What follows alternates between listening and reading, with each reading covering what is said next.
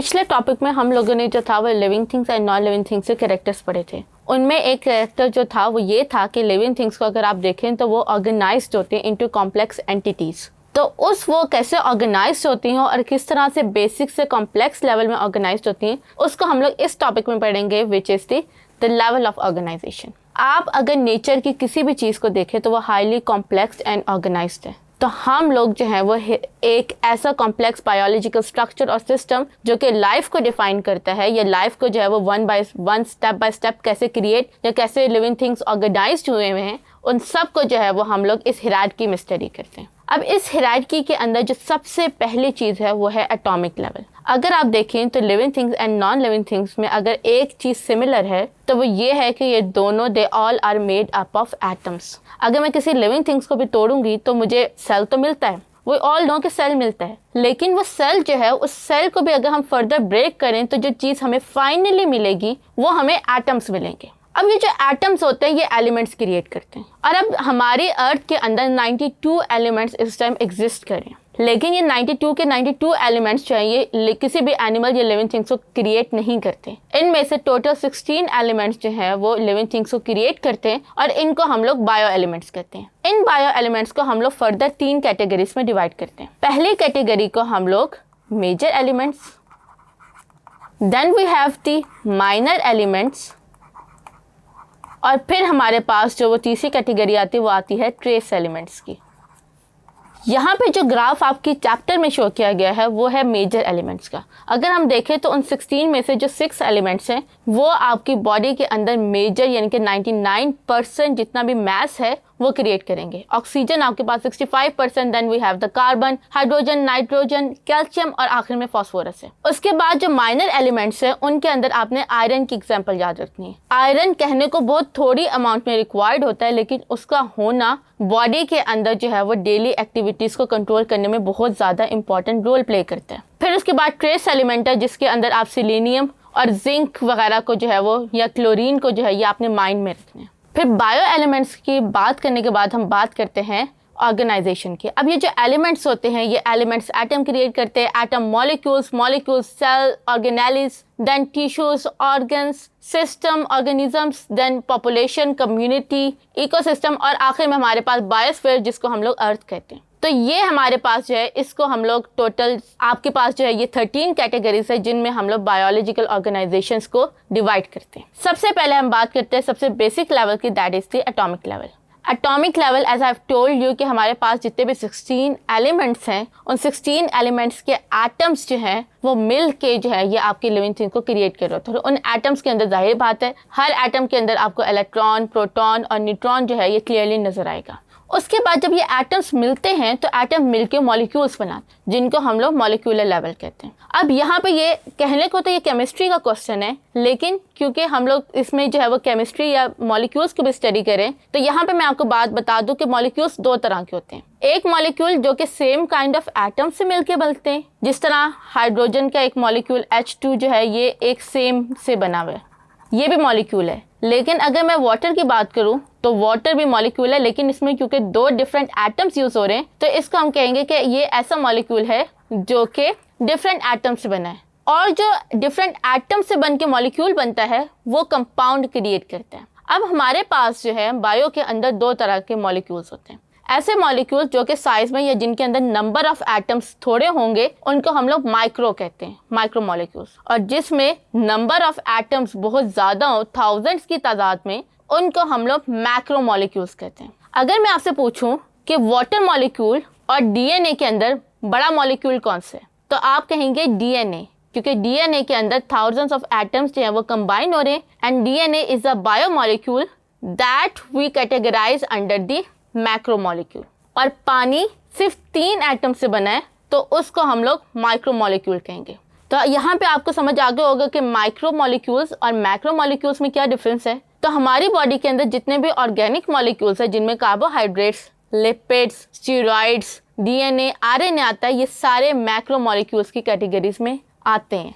उसके बाद जब मॉलिक्यूल्स कंबाइन होते हैं तो वो जो है वो आपके ऑर्गेनेलिस क्रिएट कर देते हैं। जैसे डीएनए क्या है, मॉलिक्यूल, मॉलिक्यूल जो है वो क्रिएट होके एक न्यूक्लियस के अंदर जाएगा, और न्यूक्लियस क्या है? ऑर्गेनेली। अब जब हमारे पास डिफरेंट ऑर्गेनेलीज आते हैं, डिफरेंट सेल कंपोनेंट आते हैं, तो वो अपना अपना काम करते हैं और वो मिल के एक सेल को क्रिएट करते हैं। तो मॉलिक्यूल से सेल कैसे क्रिएट हुआ? डीएनए इज अ मॉलिक्यूल, उसने न्यूक्लियस क्रिएट किया, न्यूक्लियस इज एन ऑर्गेनेली, और ये ऑर्गेनेली जिस चीज़ के अंदर मौजूद है उसको हम लोग सेल कहेंगे। और सेल जो है ये आपका basic unit of living things है, यानी सेल वो वाहिद चीज़ है जहाँ पे आके लिविंग एंड नॉन लिविंग अपने अलग अलग रास्ते इख्तियार कर लेते हैं। यानी मॉलिक्यूल्स और एटम्स नॉन लिविंग में भी होते हैं, लेकिन उनमें ऑर्गेनेलीज और सेल नहीं होते। ऑर्गेनेलीज और सेल्स तभी हम लोग कहते हैं कि ये लाइफ की बेसिक्स है। उसके बाद जब ये सेल्स आते हैं तो एक जैसे सेल्स क्रिएट करते हैं आपके टिश्यूज।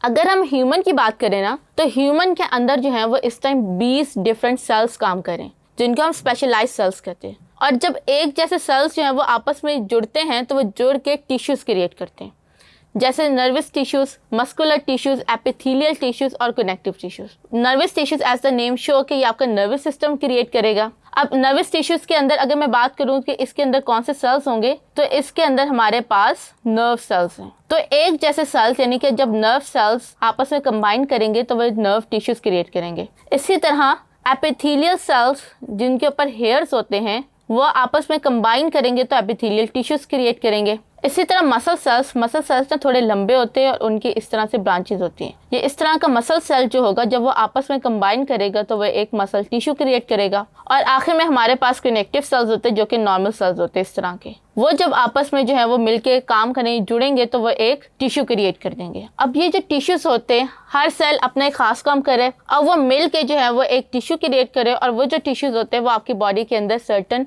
फंक्शन परफॉर्म कर रहे होते हैं। जैसे अगर मैं नर्वस टिश्यू की बात करूंगी तो एज द नेम शो कि ये आपके मैसेज को कंडक्ट करेगा, इलेक्ट्रिकल इम्पल्सेस को। मसल टिश्यू की बात करूंगी तो ये आपकी बॉडी की मूवमेंट में हेल्प करेगा।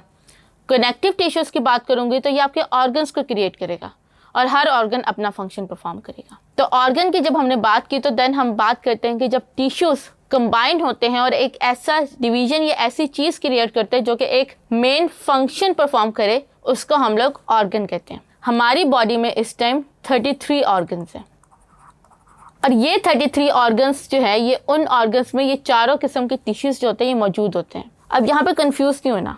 अब आप देखो इसको इस तरह से देखो, जैसे अगर मैं सिर्फ एक दिल की मिसाल लूँ ना, दिल हमारे पास एक ऑर्गन है। अब दिल के अंदर हमारे पास कनेक्टिव टिश्यूज़ भी होंगे, क्योंकि ये ब्लड जो होता है वो कनेक्टिव टिश्यू होता है। दिल के अंदर खून होता है तो खून कनेक्टिव टिश्यूज। दिल को जो होता है वो दिमाग कंट्रोल कर रहा होता है, तो इट मीन्स कि उसके पास नर्वस टिश्यूज भी होंगे। फिर इसी तरह जो होता है दिल के अंदर मसल्स भी होते हैं, उसके अपने सेल्स होते हैं तो जिनको हम लोग कार्डिक टिश्यूज कहते हैं। तो इट मीन्स कि ऑर्गन के अंदर जो होता है वो डिफरेंट टिश्यूज आते हैं और वो टिश्यूज जो होता है वो कंबाइन करके एक ही काम करें। यानी इधर नर्वस टिश्यूज, कनेक्टिव टिश्यूज जो है वो मिल के उनका एक काम क्या है, धड़कन क्रिएट करना, और वो धड़कन जो है वो ऑर्गन क्रिएट करिए और वो ऑर्गन हमारा दिल है। तो हमारे पास इस टाइम 33 ऑर्गन्स हैं, और ये 33 ऑर्गन्स जो होते हैं ये फिर आगे फर्दर एक खास फंक्शन परफॉर्म करते हैं और इसको हम लोग सिस्टम्स कहते हैं। और ये हमारे पास 13 सिस्टम्स आ जाते हैं। अब सिस्टम्स के अंदर अगर मैं ऑर्गन की बात करूँ तो हार्ट इज़ द ऑर्गन, और वो जिस चीज़ के साथ जिस सिस्टम को क्रिएट करा वो आपका है सर्कुलेटरी सिस्टम। तो इट मीन्स कि डिफरेंट ऑर्गन्स मिलके अगर एक फंक्शन परफॉर्म करें तो उसको हम लोग सिस्टम का नाम देंगे। फिर उसके बाद हमारे पास आ जाता है अब ये सारे सिस्टम मिलकर एक ऑर्गेनिज्म या एक इंडिविजुअल क्रिएट। अब ये जो एक ऑर्गेनिज्म या एक इंडिविजुअल होता है इसके अंदर जो होता है ये कैपेबिलिटी होती है कि अब ये इन्वायरमेंट से इंटरेक्ट करें। अब यानी कि अगर मैं पूछूं कि ये कौन सा सिस्टम या कौन सा लेवल ऑफ ऑर्गेनाइजेशन इन्वायरमेंट को से साथ डायरेक्टली रिस्पॉन्ड कर रहा होता है, तो उसमें आप लोग कहेंगे इंडिविजुअल या लिविंग ऑर्गेनिज्म। क्योंकि दिल जो है वो इन्वायरमेंट के अंदर जाके जो है इन्वायरमेंट से वो रिस्पॉन्ड नहीं करा, बल्कि दिल जो है वो मिलके सिस्टम बना रहा है और सिस्टम एक ह्यूमन को क्रिएट करा, और ये ह्यूमन जो होता है ये आगे जाके इन्वायरमेंट को रिस्पॉन्ड कर रहा होता है। तो फिर इंडिविजुअल जब मिलते हैं तो वो क्या क्रिएट कर देते हैं, पॉपुलेशन क्रिएट कर देते हैं। यानी वो सारे इंडिविजुअल्स जो कि एक खास टाइम और एक खास जगह पे मौजूद हों उनको हम लोग पॉपुलेशन कहेंगे। यानी ये जो पॉपुलेशन होती है ये वक्त के साथ साथ बदलती रहती है। जैसे आज से 200 साल पहले इस्लामाबाद की जो पॉपुलेशन होगी वो आज की पॉपुलेशन से डिफरेंट होगी। इसी तरह अमेरिका के 200 साल या 1000 साल पहले की पॉपुलेशन आज की पॉपुलेशन से चेंज होगी। तो आपने याद रखना है कि population with the passage of time evolve होती है, so that's why we use the word same time. इसके बाद हम लोग आते हैं कम्युनिटी पे। अब हर जगह एक ही पॉपुलेशन तो नहीं रह रही। अगर मैं इसी की बात करूं तो यहाँ पे सिर्फ ह्यूमंस की पॉपुलेशन तो नहीं है इस्लामाबाद में। इस्लामाबाद में आपको कैट्स की पॉपुलेशन मिलेगी, इस्लामाबाद में आपको जो है वो डॉग्स की पॉपुलेशन मिलेगी, इवन पिग्स की पॉपुलेशन मिलेगी। तो जब ये सारी पॉपुलेशंस मिलती हैं तो मिलकर एक कम्युनिटी क्रिएट कर देती हैं, और कम्युनिटी जो है वो एक ख़ास जगह पे जो है वो मिलजुल कर हंसी खुशी ज़िंदगी गुजारने को कहते हैं। जैसे इस टाइम आपको एक जंगल कम्युनिटी नज़र आ रही है। इस कम्युनिटी में आपको लायन की पॉपुलेशन नज़र आ रही है, जिराफ की, ज़ेब्रास की, रैबिट्स की, मी कैट्स की, यानी हर पॉपुलेशन जो है वो मिलजुल के रह रही है, और इस मिलजुल के रहने को हम लोग कम्युनिटी का नाम देते हैं। फिर जब ये कम्युनिटी एक खास माहौल के मुताबिक होती है तो उसको हम लोग बायोम्स कहते हैं। अगेन बायोम का जो वर्ड होता है वो जो बच्चे होते हैं उनके लिए डिफरेंट हो जाता है कि अभी हमने कम्युनिटी की बात की, एकदम से बायोम कैसे आ गई। इसको अब आप लोग ना इस चीज़ से इमेजिन करें। मैं जाती हूँ एंटार्क्टिका। अब एंटार्क्टिका में मुझे कौन कौन सी कम्युनिटी मिलेगी? वहाँ मुझे जो है वो आपके पेंगुइन्स की कम्युनिटी मिलेगी, या मुझे जो है वो सील की कम्युनिटी मिलेगी। वहाँ ज़ेब्रा की कम्युनिटी क्यों नहीं है? ज़ेब्रा भी तो एनिमल ही है ना। हम कहते हैं कि पूरी दुनिया में एनिमल्स या पूरी दुनिया में कम्युनिटी कहीं भी रह सकती है, तो ज़ेब्रा क्यों नहीं रहते? फिर आपके जो है वो अगर मैं वहाँ से उठाऊं आपके कैंगरूस, वो क्यों नहीं रहते? तो क्या समझ आई? जहाँ पे बायोम जो होते हैं उस जगह को कहते हैं जहाँ पे सेलेक्टिव कम्युनिटी रहती है, और वो इन्फ्लुएंस्ड होती है विद द क्लाइमेटिक कंडीशन, यानी हर माहौल में हर कोई जो है वो जिंदा नहीं रह सकता। तो उस माहौल के मुताबिक जितनी कम्युनिटीज मिलकर रह रही होंगी उसको हम लोग जो है वो बायोम का नेम देंगे। और बायोम एक कॉन्टिनेंट की बात होती है, यानी अगर मैं साउथ अफ्रीका की बात करूँ या मैं अफ्रीकन कॉन्टिनेंट की बात करूँ तो उसके अंदर रहने वाली जितने भी कम्युनिटी है या जितने भी जानवर हैं उन पे अफ्रीकन एक सिग्निफिकेंट कैरेक्टर होगा, यानी कि वो अफ्रीका की गर्मी तेज धूप को जो है वो बर्दाश्त करने वाले जानवर होंगे। तो मैं कह सकती हूँ कि अफ्रीका के कॉन्टिनेंट के जितने भी जानवर हैं वो एक बायोम क्रिएट करें। इसी तरह अंटार्कटिका पे रहने वाले जितने भी जानवर हैं वो क्योंकि सख्त सर्दी को बर्दाश्त करें तो वो एक बायोम क्रिएट करें। इसी तरह साउथ एशिया में रहने वाले जानवर एक बायोम क्रिएट करें। बात समझ आ गई? दो बातें अब आपने याद रखनी।